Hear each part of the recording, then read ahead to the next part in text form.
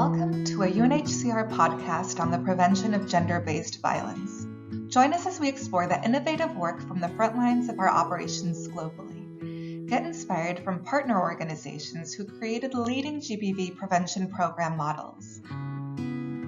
I am your host, Maria Paula Castaneda, UNHCR Talent Learning and Development Officer. Hello, everybody. Welcome to today's episode. We're going to be discussing an overview of prevention of gender-based violence here at UNHCR. So what does it really mean when we talk about GBV prevention? And I'm really excited to have today in our discussion Colleen Roberts. Colleen is a GBV officer at the Department of International Protection, the GBV unit here at headquarters of UNHCR. So welcome, Colleen. Hi, thank you. It's great to be here with you today. Thanks, Colleen. And in our discussion, I was wondering if we could maybe zoom out a little bit first and talk about why we're doing prevention of GBV work at UNHCR. To address this question, we must think of ourselves, as UNHCR, and understand, what is our mandate and how is that linked to GBV prevention. And for me, it's really important that when we talk about protection of forcibly displaced and stateless people, it's essential that protection means that those people are free from violence. So GBV is obviously a form of violence. It's a severe violation of rights that really impacts people, especially some of the people most vulnerable and at risk that we work with, in particular women and girls, and people with different gender identities and sexual orientations are some of the most at risk. And for UNHCR, it's important that when we talk about prevention, we must talk about GBV prevention, because we need to address violence and we need to make sure that we prevent violence from happening, so GBV from happening in the communities that we're working with.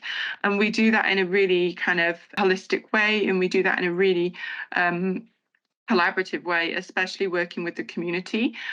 I hope that quite a lot of you might have heard that at UNHCR, we actually have a policy on GBV prevention, response and risk mitigation. And so prevention is one of the areas that when we talk about GBV, we talk about those three areas, response, risk mitigation, prevention. And in our policy as UNHCR, we have an outcome that is really focused on prevention. So what we understand by that is addressing gender inequality, discrimination, and unequal power relations. So that's what we want to achieve when it comes to GBV prevention. And we actually have, further to that, we have, a suggested action, because I think that, we all are committed to preventing GBV. And this is something that, there's no shadow of doubt around. However, I think what can also be difficult sometimes is making that happen in reality, So we would suggest that all operations will advocate, plan and implement prevention programming that promotes gender equality, that really aims to address the root causes of GBV, so that we can change behavior and social norms. So that can be sometimes through long-time approaches, but always accountable to the women and girls. Because when we work on GBV prevention, we must really make sure that we do it in a way that's accountable, because we would not want to do anything that causes further harm. We often hear about that, not doing harm. I think it's critical for GBV prevention, because we would not want to reinforce any harmful attitudes or any discrimination. And we also want to make sure that women and girls are really at the center of the work that we do. What I'm hearing also is the critical nature of prevention work. And I have to confess, because I've been working with you and with DIP for several years now on prevention learning at UNHCR, and it's been quite a ride, because I think most of our workforce, and in general in the humanitarian community, we focus a lot on response, right? Response to survivors, service delivery involving incidents of GBV. And here we're not talking about survivors, we're talking about way before we have survivors. Like, let's prevent incidents from happening. Can we maybe break it down a little bit? Because we're talking about very big concepts, of very big complex problems that we have involving unequal power relations involving gender inequality. Can you maybe speak a bit to what exactly is prevention programming? What types of activities are involved in this?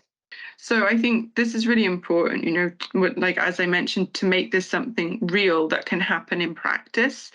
And I really like working in prevention programming because it's just such a colourful spectrum of different types of activities, programs, and actions, that are really flexible and can be prioritized differently in different contexts. So there's a lot of freedom when it comes to looking at what type of intervention is best, though I feel that all the prevention should really address women and girls' empowerment and participation. And some concrete examples of that would be such as working with adolescent girls on life skills building. So looking at empowerment of the girls in terms of their leadership skills, communication, building a lot of knowledge around different topics that impact them, as well as working with their parents and caregivers to look at transforming gender norms in the way that they support their girls, and also empowerment starting from the home. So that's one example of how the empowerment and participation of women and girls can be translated into concrete programming. Another element that I think is really important when we look at prevention programming is the engagement of men and boys.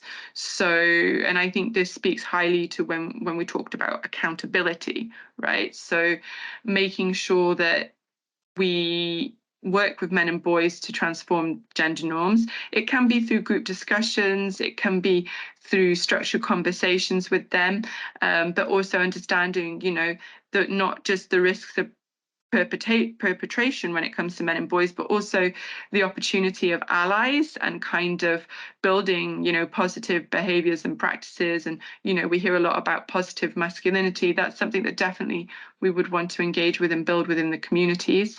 And then we also have, some great collaborations with other sectors and areas around prevention, looking at economic empowerment, for example, women's economic empowerment. So transforming inequality, is kind of one of the causes of GBV. And that means not just that women access livelihoods and include in livelihoods program, but it's done in a way that gender transformation is part of the targeted outcomes, so that you can do, for example, women's leadership and discuss gender norms and with the women, enhancing participation in the community.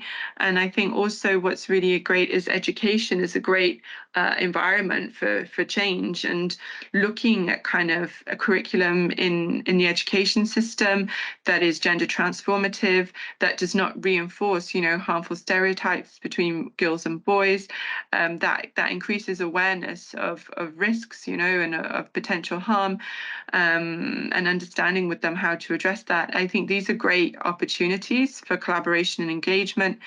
And I think that there's quite a lot of different options and different programs, and we have a lot in place at UNHCR in the different locations where we work. And the really great news is they're all kind of based on evidence, and lots of them have years of experience and can really show some strong change and impact. As I hear you, I think it'll really echo with a lot of colleagues, our approaches to community-based protection, to a gender equality approach, and applying that to GBV primary prevention. So thanks for that. And now that I think we understand a bit the types of prevention programming and the wide range, as you say, it's even to me, it's a bit easier to see how we can embed that in our work, right? It seems a bit less complex. But if for example, in my operation, I want to start implementing GBV prevention work, when does this happen? What do I need to do to make sure, as you say, we're not causing more harm? I think this is really important, the when, and also the how. So the when is that we already, kind of spoke about GBV response, it is essential to have in place adequate GBV response prior to engaging in interventions that look at towards prevention, because first and foremost, we must provide response to survivors' needs, and that needs to be quality, and that's also life-saving. That's life-saving support. So really, that needs to be in place. And also because when you do GBV prevention programming, you're engaging the communities in often quite sensitive and complex conversations around violence, that it can actually increase the amount of survivors that come forward and seek support. So that's also one of the great things about prevention work, is it actually feeds into response in that way. But then, of course, you must have services and support in place, because it would be harmful to start conversations around GBV without being able to provide, or GBV prevention rather, without being able to provide support for survivors. Although, having said that, I think what's really important is that we shouldn't, let's not wait for prevention. In lots of contexts, we're seeing more and more that the services are in place, and that might be a right moment to start planning and conversations around what kind of prevention actions would work. And I think also from the offset of emergency, like I've worked in a lot of quite early emergency settings, doing GBV work and programming. And what I feel is that even if at the beginning of a response, you're not necessarily thinking about longer term programming, setting up longer term prevention programming models, for example, like you can definitely put into place a lot of concrete factors that would help to contribute to that eventually, because prevention's kind of like a phased or a longer term approach, right? So you would definitely start with creating kind of an environment and some catalysts for change, and then assess and adapt, because it needs to really be a progression. So, for example, in the earlier stages of your programming or your response, you can start thinking already about women and girls empowerment and participation, how to encourage participation of women in decision making, how to, make sure that they're being engaged more broadly in GBV as well as other protection and other sector programming. And also, for example, women and girls safe spaces are critical, making sure that these are in place and functioning and can be environments for gender transformation is really key. And then also, thinking about how men are being engaged, how men could access also discussions around GBV. I think that's really, really important. And, identifying potential allies in the community that are men, also potential men with specific roles such as leadership in the community that could be allies. Doing all of this groundwork from the beginning of an emergency, or the beginning of a response rather, is really important to kind of set the scene for the longer term prevention work. So I think it's really important. And I think, as you mentioned, Maria Paula, it's important that we as UNHCR, and I think this is definitely an opportunity for UNHCR, that we have really strong community protection work, community-based protection work. We work really strongly with the communities. And I think that is really great groundwork and capacity for GBV prevention programming, which works with the community to transform norms and behaviours and attitudes. So I think having strong community engagement in place, it will help to lead on to like longer term prevention. And I would definitely say I think definitely also when you have assessment and understand how you can contextualize different models and programs to the locations and the specific needs of where you're working. I think that's also really important to have in place. Exactly. Yeah, that's actually something I wanted to ask you a bit more about, the contextualization piece of it, because at UNHCR we work in so many different types of situations, and you and I know at the global level, we speak to operations that have smaller numbers, that have, a large influxes, that are fast moving, that are protracted situations, refugees, internally displaced, mixed settings.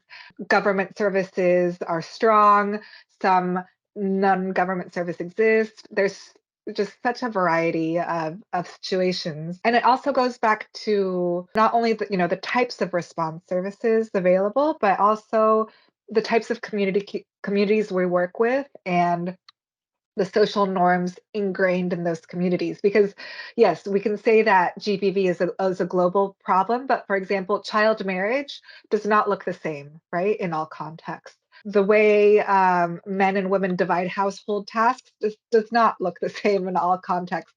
Uh, if girls are accessing education is not the same in all contexts. So definitely the way social norms are expressed in the community are change. And in prevention work, if we're talking about addressing those social norms, how do we contextualize then? Because it's not, right? You're not talking about cut and paste type programming. Absolutely. And I think all violence is kind of based on social norms, so it's always so different. I mean, as well as intimate partner violence, that really happens so differently in each setting, and also between different communities and similar locations even. So I think that really to fully contextualize, and I think for me personally, like, contextualization is a process in itself, because when I've worked on prevention models and like contextualize them to a context, like we've worked with some assessment, but then throughout the implementation you continue to contextualize as well, because you learn more and more. Like, the more conversations and engagements that you have with communities, the more you can understand how social norms play out and how gender roles and responsibilities happen. So I think that, first of all, assessment is critical. And I think that there's already, you find in a lot of contexts, there's a wealth of knowledge and assessment. So using what is already in place, this can be, for example, UNHCR's participatory assessments. This could be protection monitoring. This could be existing, GBV assessments that are already in place from different organizations. This could also be government data. And what I often sometimes feel that when you're doing prevention work, because it's about social norms, sometimes even more academic research, and there can be some different channels now that for prevention where we can use information to inform our programming. I think there's been a lot of research on child marriage, for example, and how that plays out in different communities, and as well as other kind of practices, and rites and rituals in different communities and how that works. So I think there's a lot of different resources we could draw upon, but I think it is always important that then there is the engagement with the community itself, because the initial assessment to contextualize an approach is about obviously understanding, the different dynamics and what you might want to target, what are the priorities in terms of the norms and behaviors that you would want to change. And that can be informed from those that you feel have maybe started to change already. Maybe there are some different, stakeholders in the community talking in different ways about child marriage. So you think, okay, that's an entry point. We should definitely be looking at that. Or, maybe there's also some different priorities in terms of like cultural practices that you think that might be most appropriate to target, because doing everything at once can be a bit much. So looking at changing every single attitude and norm. So I think the more that you can pinpoint and target, the more impactful that might be. And that needs to be really informed, right?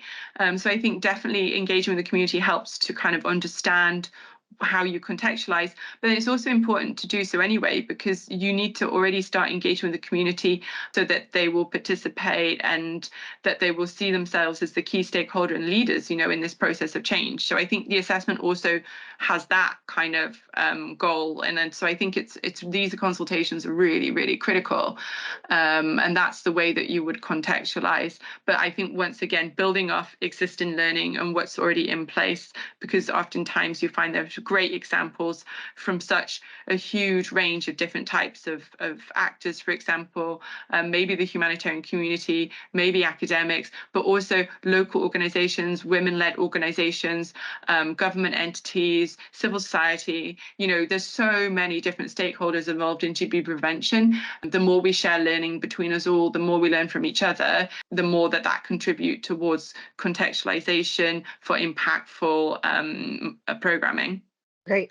Thanks so much. And as you say, also, thinking about prevention work as a phased approach, and the importance of, laying the groundwork in consultation with the communities. We can't even, begin to think about longer term changes or programming without even having consulted with the community in the beginning. So everything builds upon each other. It's not done in isolation.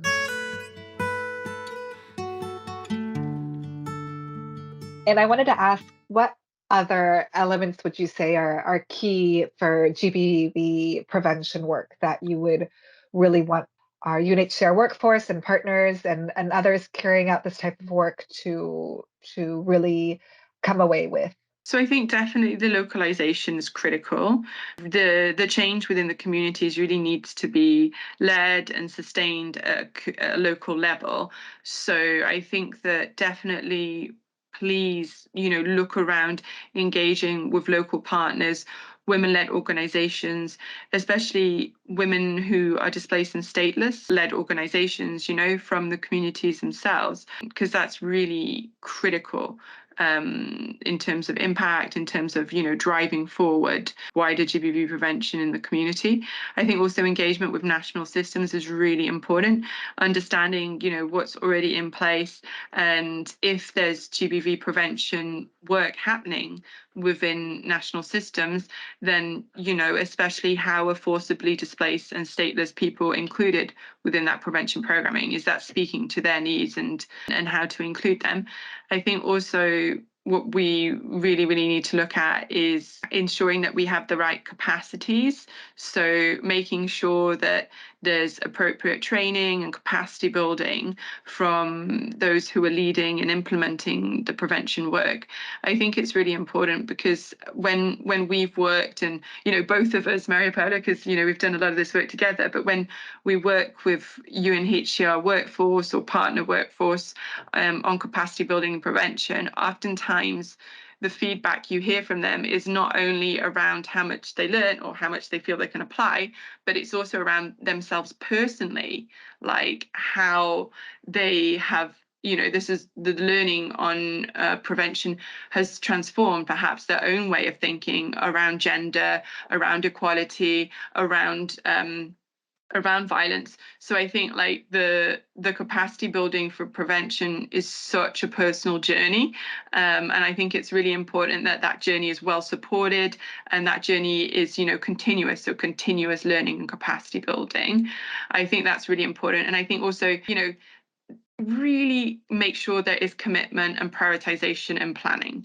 This is really important. So we need to make sure that we engage with all stakeholders, as well as leadership, coordination, donors. We need to get everyone together on this, and we need to come together to prevent violence. UNHCR is heavily involved in the call to action work, with so many different stakeholders on responding to and preventing GBV in humanitarian context. And I think that we need to do this in a collaborative way, within UNHCR, with different units and sectors, with the partners that we work with coordination, with donors. We need to really be passing this message that there's a priority for GBV prevention to all these different stakeholders, and that we coordinate between us. We really promote coordination because no one can do everything by themselves, and nor would we want that. So making sure that GBV prevention is high on the agenda of the way we coordinate, to make sure we're sharing learning, sharing practice, filling gaps,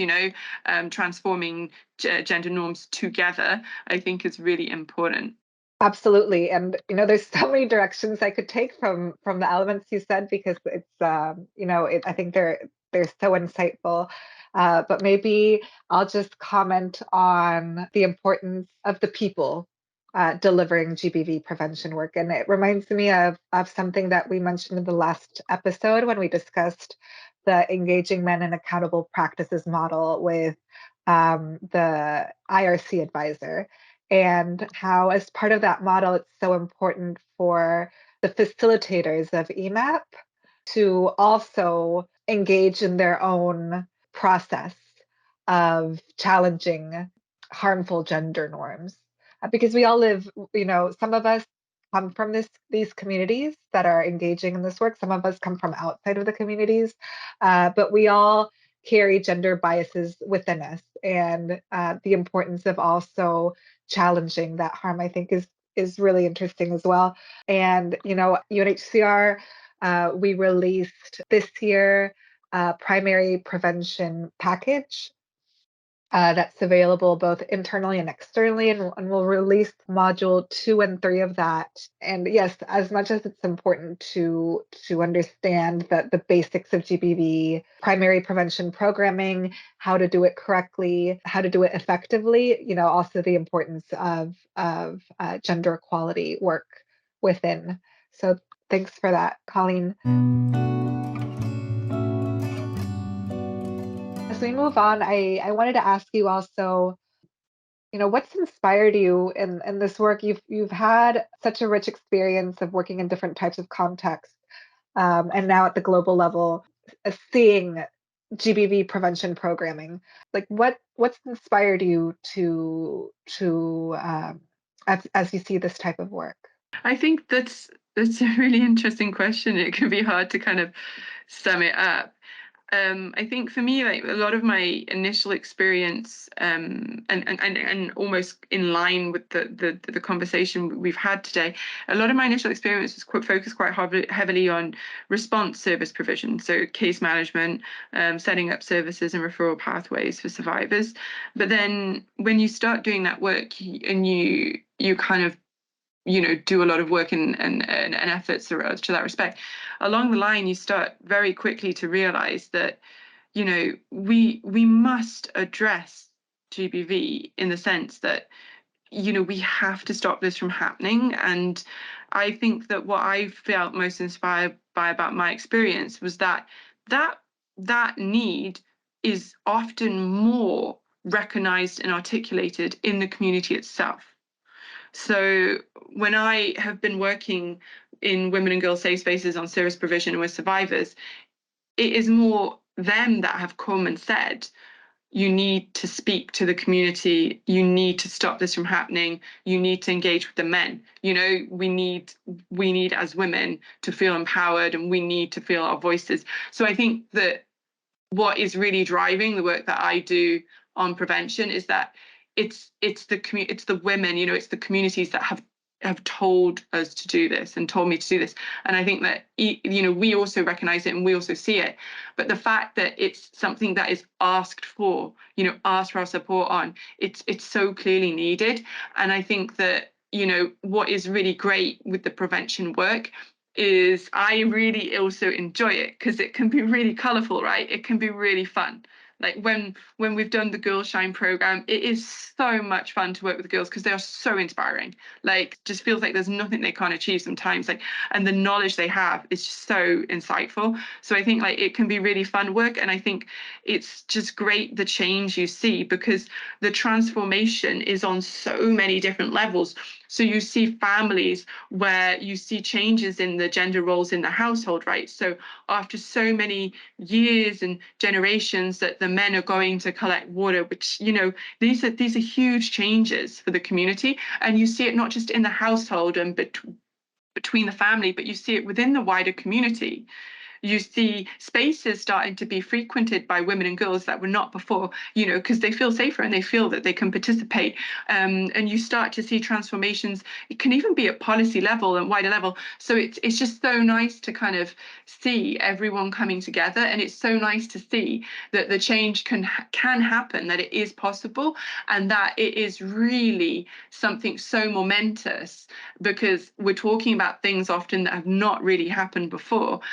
And that are happening. And I think, this is why it's so great with UNHCR, are happening in communities and contexts where there's so many other challenges and needs and concerns and kind of dynamics, that still the community is able to take the leadership and address protection concerns like GBV. It's fantastic.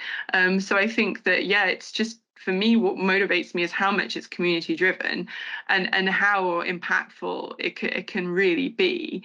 Thank you, Colleen, for those thoughts and in general for this very insightful conversation that I'm sure will inspire a lot of colleagues as they continue and strengthen their work on preventing gender-based violence. So, as we wrap up the conversation, we've discussed so many things. We really started with our commitments, the why UNHCR is doing GBV prevention work, why we're promoting it, and it stemming from the UNHCR policy on the prevention of risk mitigation and response to gender-based violence. We talked about what is it? What exactly is prevention programming in terms of primary prevention specifically? We talked about the wide spectrum of types of approaches and programs that we can do, and the creativity that we can have around prevention work as we engage communities. We talked about the when, and something that really struck me is, the importance of having GBV response services in place. But once that is assured, the fact that we really need to start engaging this work from the very beginning, from the onset of an emergency, and not wait, because it is so critical and so life-saving.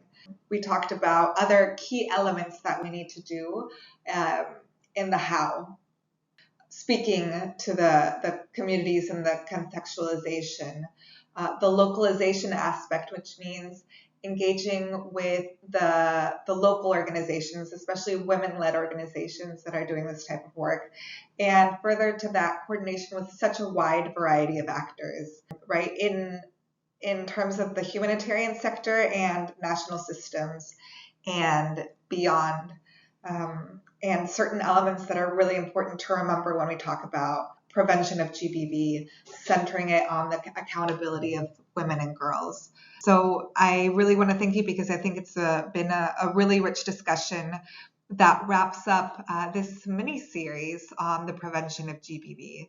So this is the fourth episode.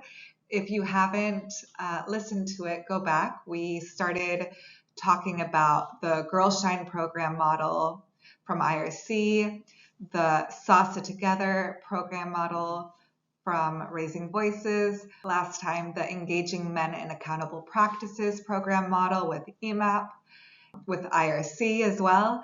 And today, maybe just stopping and reflecting on GBV prevention work more broadly. So thanks so much. Thank you too. Thank you so much for the discussion.